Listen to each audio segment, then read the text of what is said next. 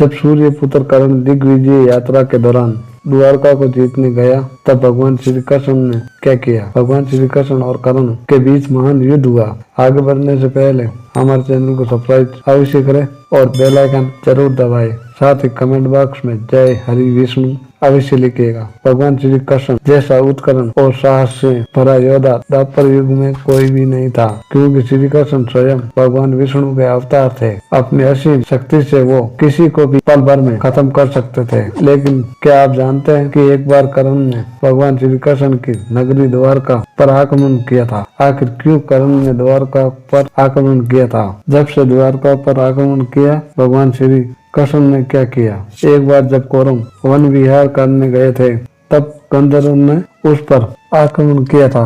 इस युद्ध में गंधर्व ने कौरव को परास्त करके दुर्योधन को बंदी बना लिया था। गंधर्व और उसके राजा चित्रसेन युद्ध में कई सारी मायाओं का प्रयोग किया था, जिसके कारण कौरव उसके सामने टिक ही नहीं पाए और इस युद्ध में लाखों गंधर्वों ने एक साथ कर्ण पर आक्रमण किया और कर्ण के धनुष को तोड़ डाला, जिस वजह से कर्ण को युद्ध से पीछे हटना पड़ा और गंधर्व युद्ध के समय कर्ण के पास अपना दिव्य धनुष यानी विजय धनुष था ही नहीं, क्योंकि कर्ण ने कभी भी विजय धनुष का इस्तेमाल नहीं किया था। उसने तो केवल महाभारत के 17वें दिन में ही अर्जुन के विरुद्ध उसे विजय धनुष का उपयोग किया था और इस युद्ध में अपने साधारण धनुष के बलबूते पर कर्ण कोई भी दिव्य शस्त्र नहीं चला सकते थे। इसलिए युद्ध में कर्ण को हार का सामना करना पड़ा। उसके सामने ही गंधर्व ने दुर्योधन को बंदी बना लिया था। लेकिन कहते हैं कि अर्जुन ने ही गंधर्व से स्वयं दुर्योधन को बचाया था और इसी के चलते कर्ण को सब भगोड़ा भी कहने लगे। उसकी वीरता पर लोगों ने कई सारे सवाल उठाए। इसके उसने अपने खोए हुए सामान को वापस पाने के लिए दिग्विजय यात्रा करने का विचार किया। यह दिग्विजय यात्रा कर्ण तब की थी जब स्वयं पांडवों को 12 वर्षों के वनवास और 1 वर्ष के अज्ञातवास के लिए भेज दिया था और उस समय दुर्योधन ने धरती के सबसे मुश्किल यज्ञ यानी वैष्णव यज्ञ को किया था। जिस समय कर्ण ने दिग्विजय यात्रा शुरू की और वो अपनी विशाल सेना के साथ दिग्विजय के लिए निकल पड़े थे। पहले कर्ण ने पांचाल नरेश द्रुपद के राज्य पर आक्रमण किया और अपनी विशाल सेना के साथ कर्ण ने द्रुपद के राज्यों को चारों ओर से घेर लिया। जब द्रुपद को संदेश मिला कि कर्ण उसके राज्य पर आक्रमण किया है, तब द्रुपद अपनी सेना को लेकर युद्ध क्षेत्र में पहुंचे। उसके बाद कर्ण और द्रुपद में एक भयंकर युद्ध हुआ। लेकिन कहते हैं कि इस युद्ध में कर्ण ने द्रुपद को पराजित कर अपने अधीन कर लिया था और इसके बाद द्रुपद का राज्य पांचाल हस्तिनापुर के अधीन हो गया। कर्ण ने द्रुपद को सोना चांदी और पर्ण देने के लिए विवश कर दिया था और महाभारत काल में भागवत नामक एक प्राकृतिक राजा हुआ करता था। वो पराग ज्योतिष का राजा था। वैसे तो भगदत्त बहुत ही बुजुर्ग योद्धा था, लेकिन फिर भी उसमें इतना पराक्रम था, उससे युद्ध करने का कोई भी नहीं सोचता था, क्योंकि उनसे युद्ध करना बिल्कुल नामुमकिन था। दरअसल भागवत के पिता का नाम नरकासुर था। उसके पास भगवान विष्णु का वस्तन अस्त्र था। उनसे अपने पुत्र भगदत्त को यह अस्त्र दे दिया था। वैष्णव अस्त्र को किसी भी अस्त्र से नहीं रोका जा सकता था। लेकिन कर्ण अपने दिग्विजय यात्रा के दौरान महापराक्रमी भगदत्त को भी प्राप्त कर लिया था। दिग्विजय यात्रा के समय कर्ण ने भगदत्त के राज्य पर बड़े कुशलता के साथ आक्रमण किया और इसके बाद भगदत्त के साथ जब कर्ण का महायुद्ध हुआ था तो कर्ण उसमें भगदत्त को प्राप्त कर एक वीर योद्धा कहलाया। इसके बाद कर्ण मगध और सदी को भी जीत लिया था। इसी तरह कर्ण ने सारी दिशाओं में दिग्विजय यात्रा कर सारे राज्यों को अपने अधीन कर लिया था, यानी कि हस्तिनापुर के अधीन कर लिया था और अंत में कर्ण अपनी सेना को लेकर श्री कृष्ण की नगरी द्वारका पर पहुंचे हैं। देवराज इंद्र के पुत्र अर्जुन के साथ कर्ण की दुश्मनी थी, इसलिए इंद्र ने जल्द ही कर्ण की दिग्विजय यात्रा का संदेश बलराम जी के पास पहुंचा दिया।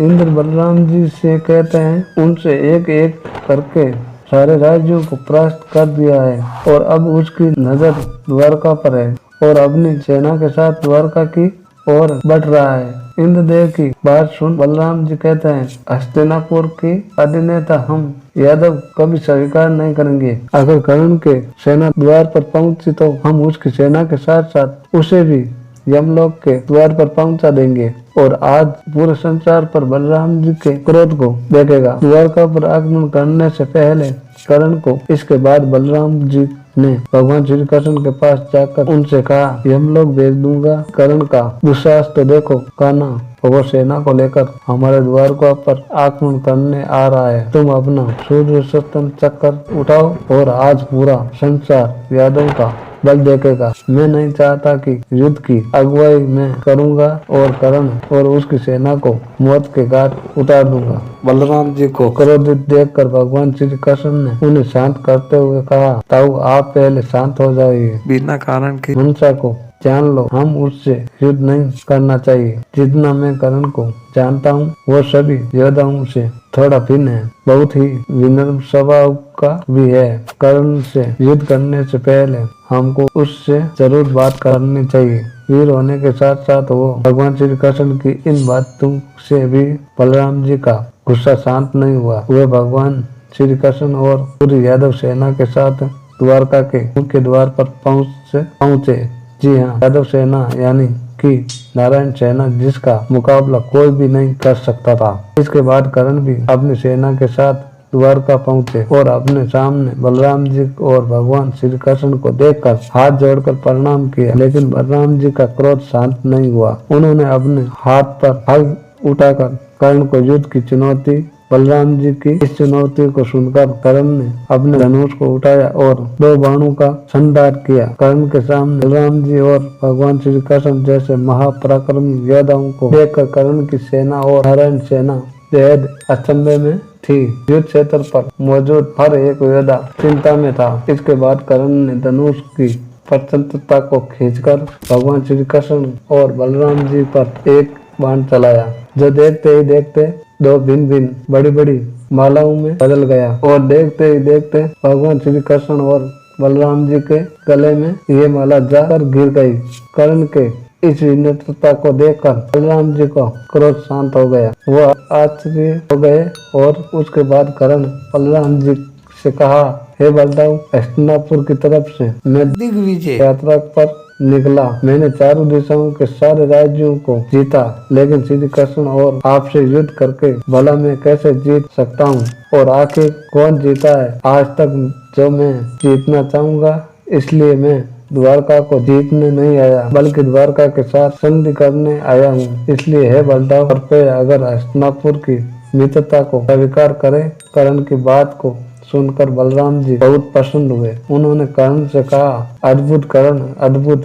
तुम्हारा इस विनम्रता को देखकर मैं बहुत प्रसन्न हुआ। मैंने बहुत से बड़े बड़े पराक्रमी योद्धा देखे, लेकिन उनके अंदर विनम्रता की हमेशा कमी रहती है। लेकिन आज मैंने तुम्हें देखा तो मैं भी धन्य हो गया।